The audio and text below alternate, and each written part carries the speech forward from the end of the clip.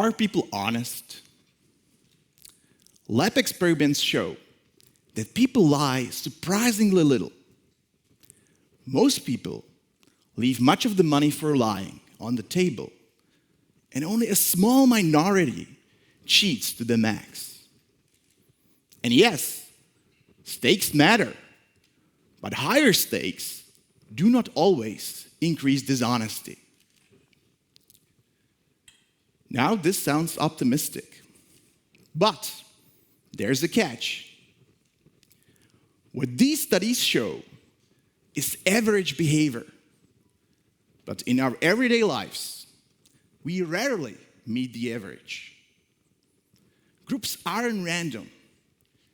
People choose their environments, and the rules in those environments quietly decide who shows up.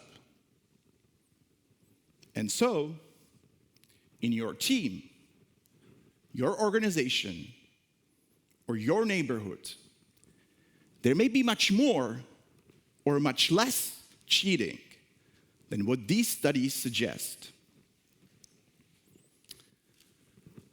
The choice of environment often matters more than the attempts to modify behavior within it. Environments attract the kinds of people who fit their rules. That's self-selection. Let me share an example from my own experience. Once I loosened the rules a bit in my class. When a student had what seems like a good reason for needing extra time, I adjusted the deadlines. At first, it felt harmless, or maybe even kind.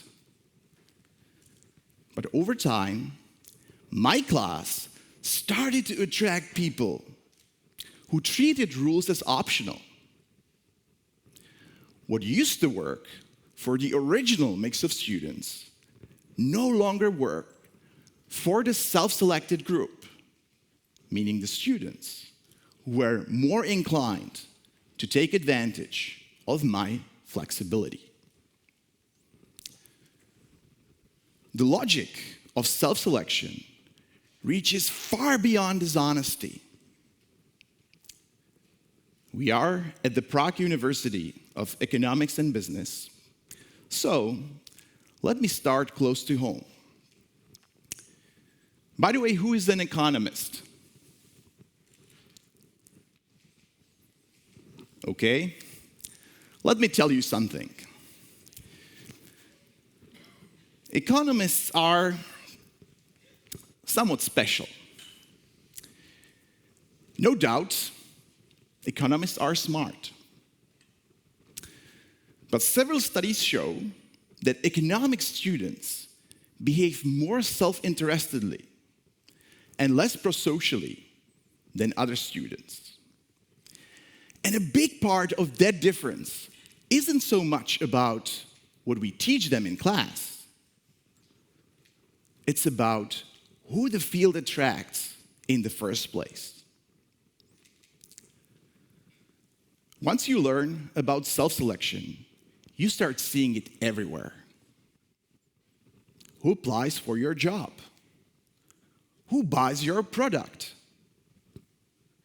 Who stays on your team?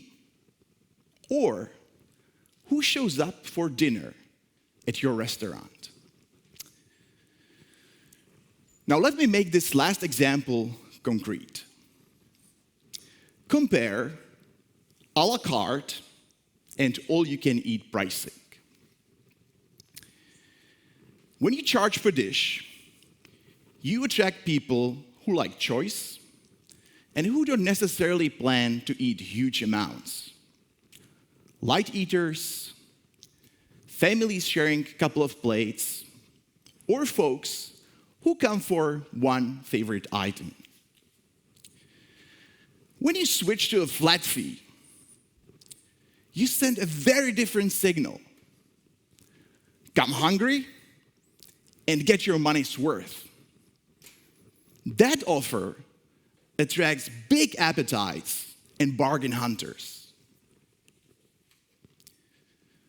Now, two forces push consumption up. First, there's zero additional cost.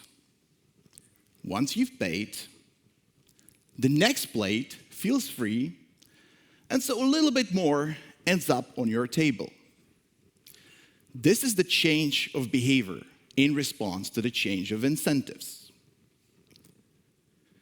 Second, there's self-selection.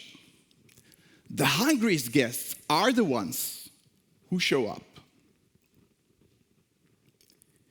Here's the trap. If you set the buffet price using the average consumption of your a la carte diners, you will more certainly underprice.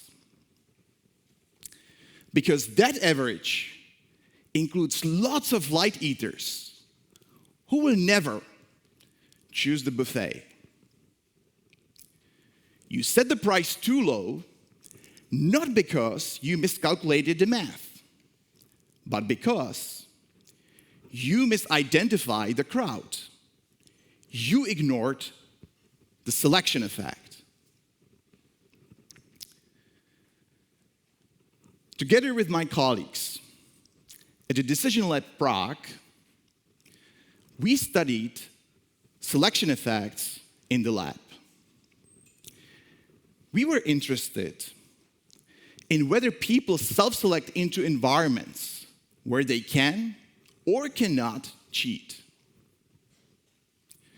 We asked participants to predict whether an odd or even number would show up on a die.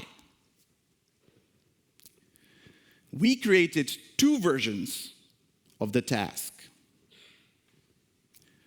One version made cheating easy. Participants reported predicted outcomes after seeing the actual ones. The other version made cheating impossible.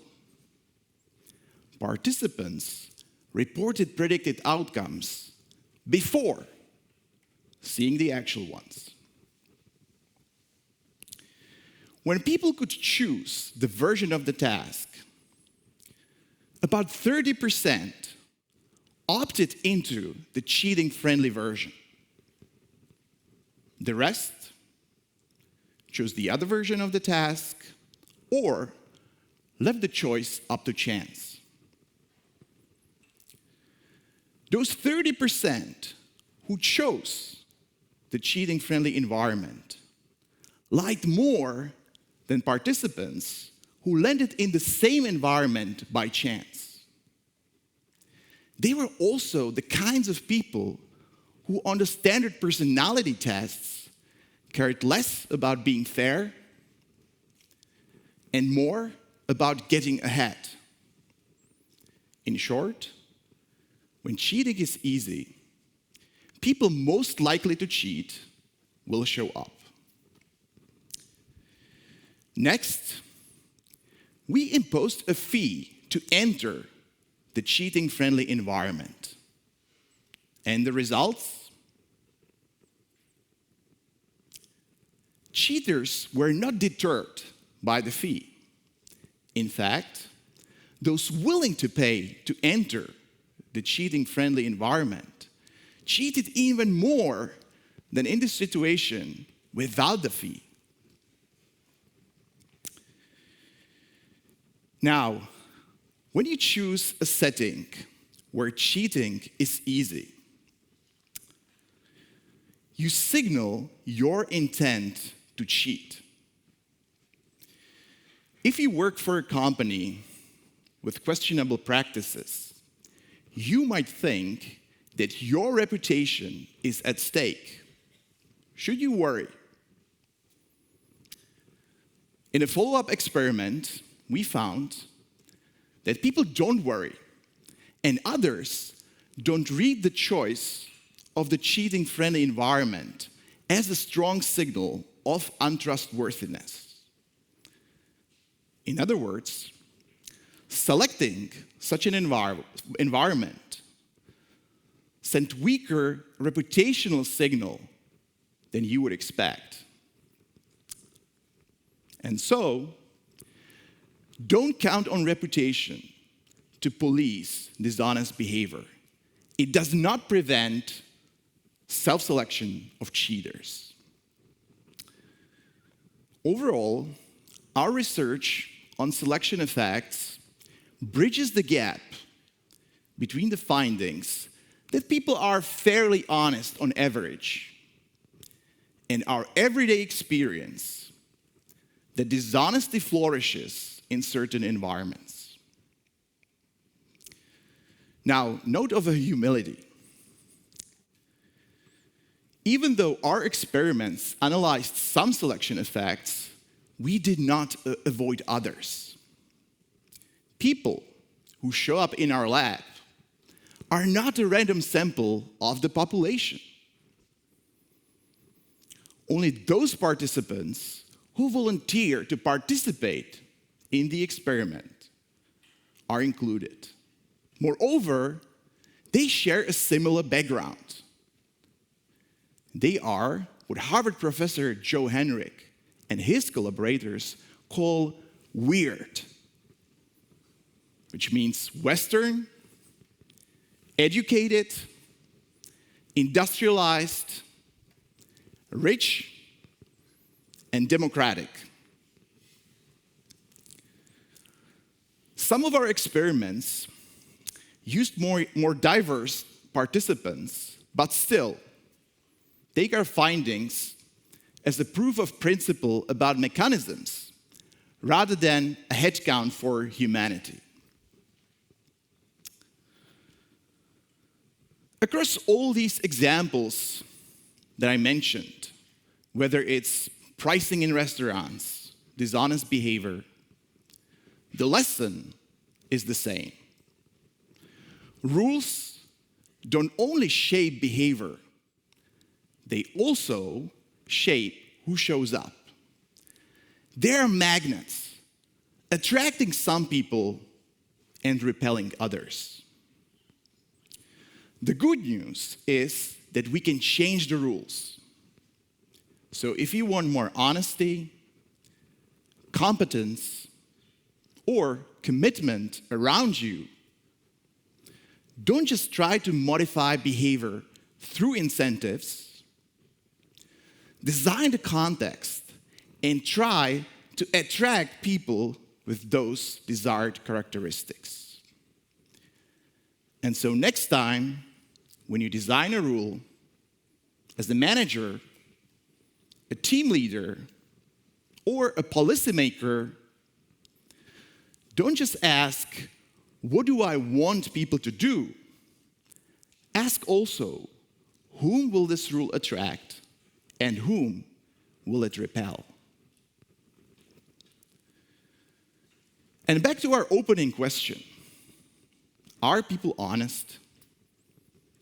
Some are, some aren't. Design the rules so that the honest ones choose you. Thank you.